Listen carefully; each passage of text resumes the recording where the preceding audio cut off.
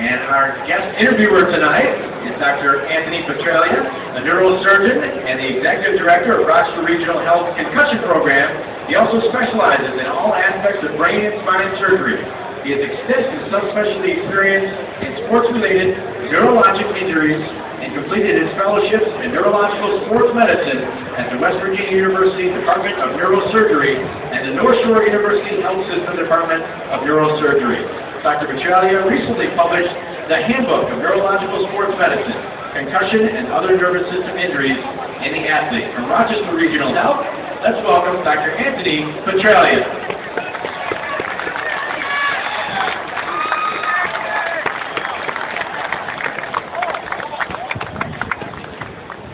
Thank you, Doctor. I'll be turning over to the mic to you in just 1 second. But our special guest here tonight is the only player in NFL history to quarterback his team to 4 consecutive Super Bowl appearances. He's a 5-time Pro Bowler and one of only 5 quarterbacks in NFL history to throw for at least 3,000 yards in 8 seasons. In 2002, he became only the 8th quarterback in the history of the NFL to be selected for enshrinement to the Hall of Fame on his first try, joining an elite list of superstar signal callers. And, more importantly, he's a pillar in Western New York community since his arrival in Buffalo, being an inspiration to us all. Let's welcome back to Rochester and Frontier Field, number 12, Jim Kelly.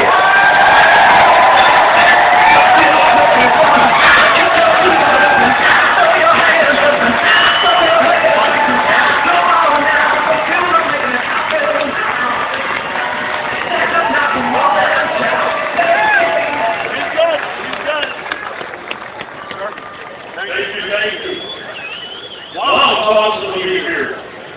Woo! Everybody beautiful evening? How you doing? Good, man. Good. We're happy to have you here in Rochester. Any Jim Kelly fans out here? All right. Well, tonight's about concussion awareness. And, neurosurgeon, executive director with our concussion program here at Rochester Regional. And we were talking concussion a little bit ago. And obviously, lots of know the medical history and everything's going. We're very happy here that everything's going well in that regard. Nothing to do with football. So we were talking concussion, and I want to talk a little about Super Bowl 26. Do we really have to Super Bowl 26? All right, Washington Redskins, Metrodome. You had a little bout with concussion, huh? Yeah, it happened in the... Now that I try to remember back that far, late in the game, and I even said I wish it would have happened earlier. We might have scored more points because after my concussion, I think we threw for 2 more touchdowns. We made a good run at it, but ultimately, at the end, as we all know, being Buffalo Bills fans, we fell a little short. You did great. Through the first 3 quarters, you went 18 for 36, 198 yards, 3 picks. Wow. Went out for a play, came back in. That 4th quarter went 10 for 22, 77 yards, 2 touchdowns, and a pick. And they say, this is the stuff that legends born from, right? An athlete has an injury, comes back on the field and plays through the injury, but certainly after the game, I think some of the effects were pretty disconcerting. Why don't you tell us about what happened after the game? Well, I won't go into all the details because we might be here for a while, but I remember going back and going to the Royal Hotel. I remember our PR director found me on like the 7th floor of another hotel and wondering where I was at, and eventually getting back with my family. But, it is scary. It's something that happens. It doesn't just happen in football. It happens in cheerleading. It happens in lacrosse. It happens in soccer. It happens in so many sports. But that particular day was tough on me. The bottom line is being able to come back, recoup, and move on and hopefully learn from it.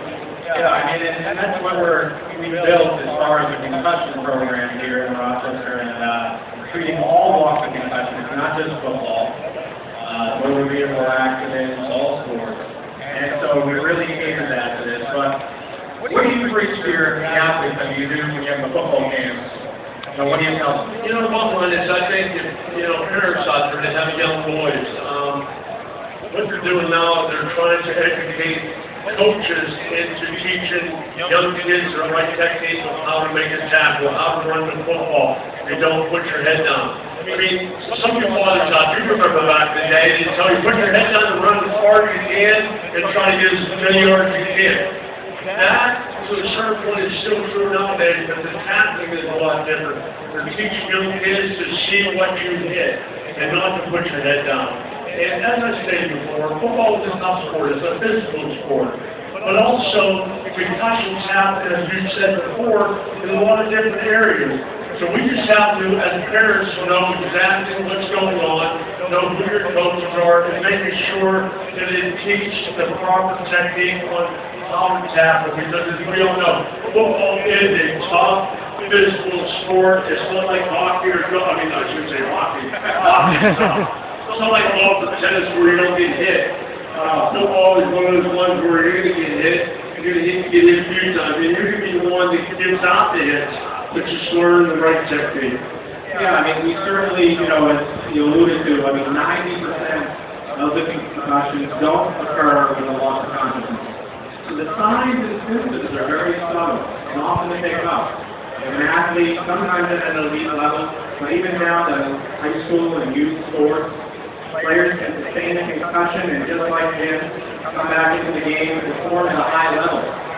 So just because a player, an athlete, is performing well doesn't mean that overall they're being as well. So we always preach, having a high index of suspicion for the players, the coaches, the teammates, the parents, and proper fitting equipment. But I think football is a low-hanging fruit. Easy target on the back. I played, and it's an American sport. I think it's a great sport. Why don't you tell us a little bit about what you found that you gained out of football? Well, real quick, first of all, I think, and I'm more speaking from the parents my age, your 40s and 50s and 60s. You remember the protocol when we played was, thumb fingers you have up, you know where you're at, who you're playing against. If you do all three of those, you're good to go. That's just the way it was back in the day. And thank God that they're doing all the right things nowadays to make sure that if you're going back into the football game, that you're ready to go back in mentally. They're doing everything they possibly can to make sure that we're doing the right thing. And that's what they should do. I'm happy with that. But where the game is going nowadays, I love it. The coaches, even from my standpoint, I've had a football camp for kids for 29 years. They're trying to educate not only the kids, but the parents too, to make sure that they're teaching the right thing at an early age. As we all know, bad habits are hard to break. We want to make sure that as I look up at the stands, I see 8, 9, 10-year-olds. I know that I was in the hallway signing autographs, a lot of young kids. Make sure that they understand the proper techniques of playing football. It's just not sports. It's not life in general. And I will say that you are who you hang with. Show me your friends, and I'll show you your future. There's so many learning things that we can get. But football is a very important part of the U.S. culture. I hope and I know it will continue, but we've got to start when they're just young.